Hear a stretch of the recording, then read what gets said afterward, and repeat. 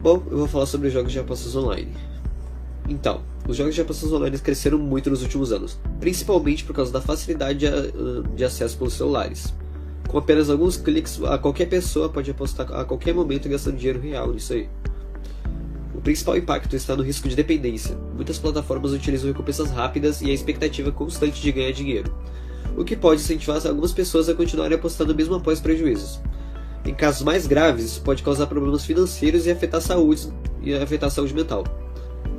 Outro ponto importante é a grande presença de propagandas, especialmente em eventos esportivos. Isso contribui para que as apostas sejam vistas como algo comum, fazendo com que muitas pessoas ignorem os riscos envolvidos. Apesar disso, algumas pessoas enxergam as apostas apenas como entretenimento. O desafio é garantir que existam informações claras, fiscalização e conscientização para evitar que a prática cause danos maiores. Bom, agora sobre gamificação. Gamificação é o uso de elementos de jogos e atividades do dia a dia. Em vez de apenas realizar uma tarefa, a pessoa recebe objetivos, pontos, níveis ou recompensas que tornam a experiência mais interessante. Um exemplo comum são aplicativos de estudo que oferecem conquistas e metas diárias. Aplicativos de exercícios físicos também usam desafios de recompensas para incentivar a prática constante. Um bom exemplo para a gamificação é o Duolingo. A principal vantagem da gamificação é aumentar o engajamento. Quando existe um objetivo claro e uma sensação de progresso, as pessoas tendem a permanecer mais motivadas. Porém, ela deve ser usada com cuidado. Se o foco ficar apenas nas recompensas, a pessoa pode perder o interesse pela atividade em si. Por isso, a gamificação funciona melhor quando serve como incentivo para um objetivo maior, como aprender, trabalhar ou desenvolver hábitos saudáveis.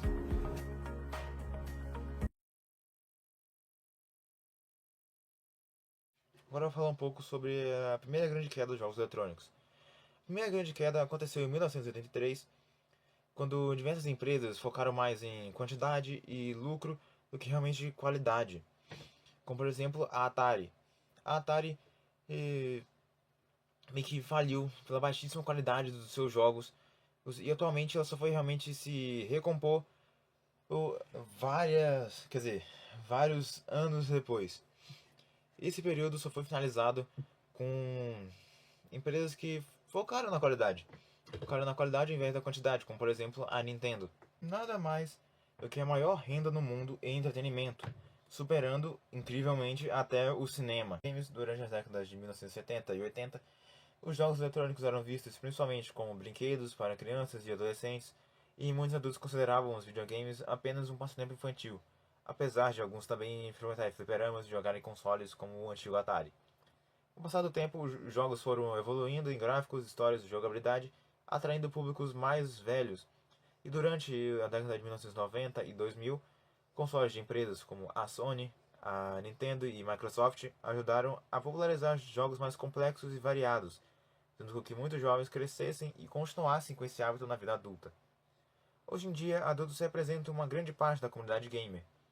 Muitas pessoas jogam para se divertir, relaxar, socializar ou até competir profissionalmente, campeonatos nacionais ou até internacionais. E os jogos continuam sendo uma grande forma de, pode dizer, de lucro e comunidade. E qual a opinião da sociedade sobre os jogos? Agora a gente vai mostrar algumas respostas das entrevistas que nós fizemos. Pesquisas mostram que a IA está impactando negativamente a indústria dos jogos. 28% dos trabalhadores do setor perderam seus empregos em 2025. Muitas empresas passaram a substituir partes do trabalho por um tipo de IA.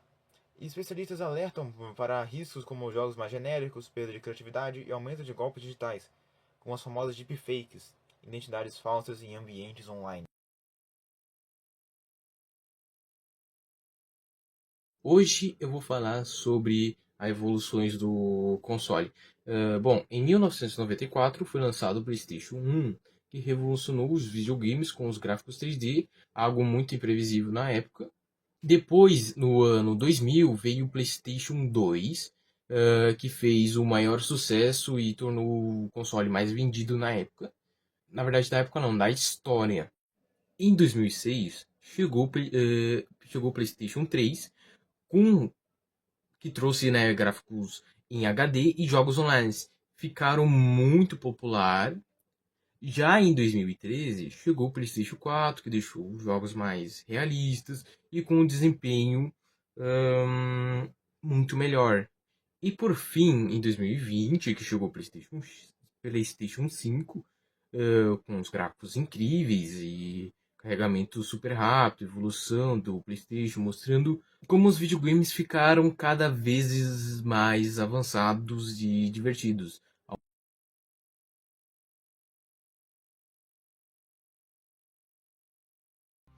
Bom, agora eu vou falar das entrevistas que a gente fez. A gente entrevistou 30 pessoas e fizemos 12 perguntas para cada uma delas. Vou falar a pergunta e as porcentagens e o que essas pessoas falaram. Bom, a pergunta 1 foi: você já teve algum contato com jogos eletrônicos? E como foi essa experiência? Bom, 96,7% das pessoas gostaram da experiência com jogos eletrônicos e falaram que já jogaram, né? 3,3% das pessoas ficaram indiferentes, que já jogaram, mas não gostam nem desgostam.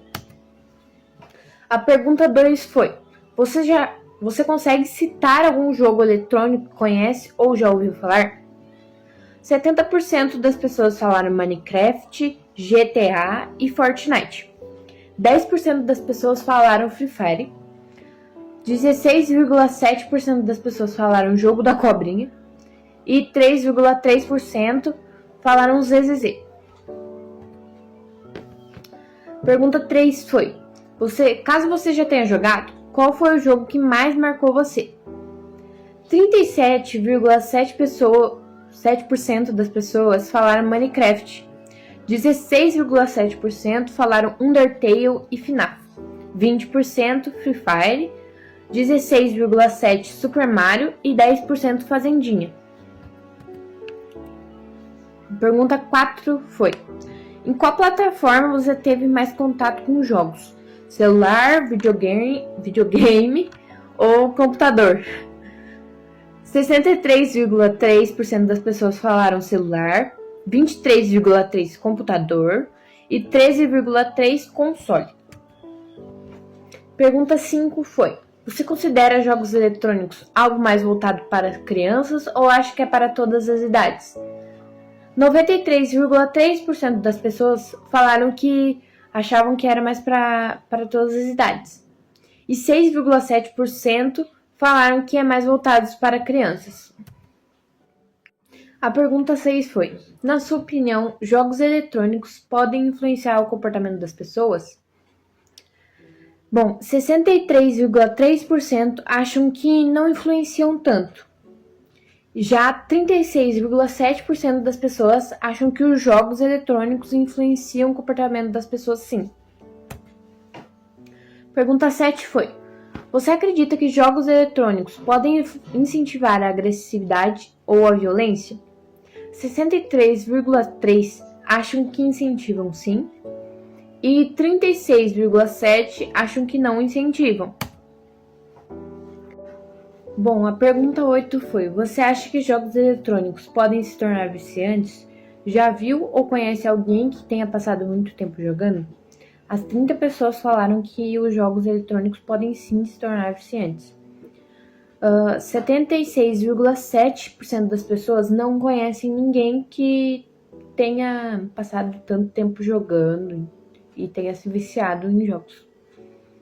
Já 23,3% das pessoas conhecem alguém que passou muito tempo jogando. Bom, a pergunta 9 foi: qual foi o maior tempo que você já passou jogando? No 86,7% das pessoas falaram que 3 horas seguidas. Já 13,6% das pessoas falaram que 6 horas seguidas. A pergunta 10 foi: algum jogo já fez você refletir ou mudar sua visão sobre algo? 60% falaram que alguns jogos eletrônicos fizeram eles refletirem.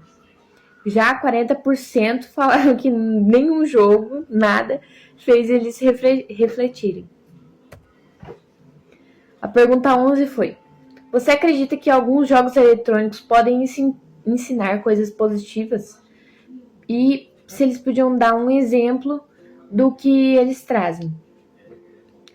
100% das pessoas disseram que alguns jogos podem ensinar coisas positivas sim, como a criatividade, lógica e trabalho em equipe. Alguém sumiu com a minha pergunta 12, mas agora eu já botei de volta. Pergunta 12 é: você já utilizou jogos ou plataformas de apostas online? E o que pensa sobre esse tipo de entretenimento? Bom,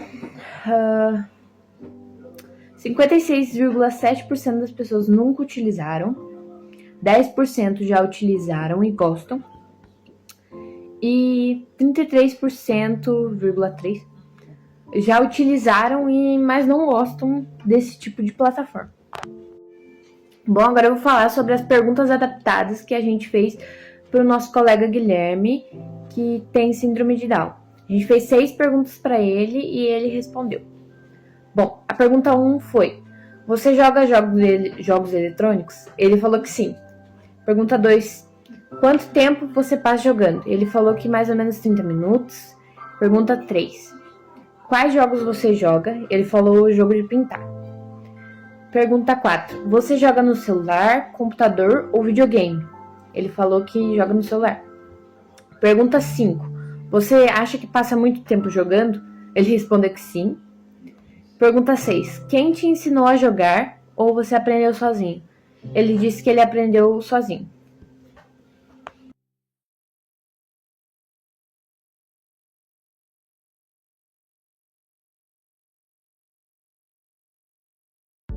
Bom dia, gente! Hoje eu vou falar sobre os jogos eletrônicos infantis. Bom, como todo mundo sabe, os jogos eletrônicos fazem parte da vida de muitas crianças hoje em dia. Eles são usados principalmente para diversão e aprendizado. Com o tempo, esses jogos evoluíram bastante, ficando cada vez mais educativos, coloridos e acessíveis. Nos anos 1980, os jogos passaram a ter personagens famosos, como o Super Mario, que foi criado pela Nintendo.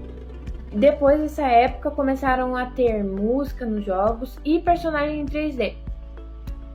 Hoje em dia também existem jogos educativos como o Minecraft, que estimula a criatividade e a imaginação. Os jogos infantis eles costumam ter uma linguagem mais simples, personagens coloridos e desafios fáceis, com pouca ou nenhuma violência. E quando esses jogos são usados com moderação e acompanhamento de um adulto, eles podem melhorar a atenção e estimular a criatividade e ajudando no aprendizado da criança.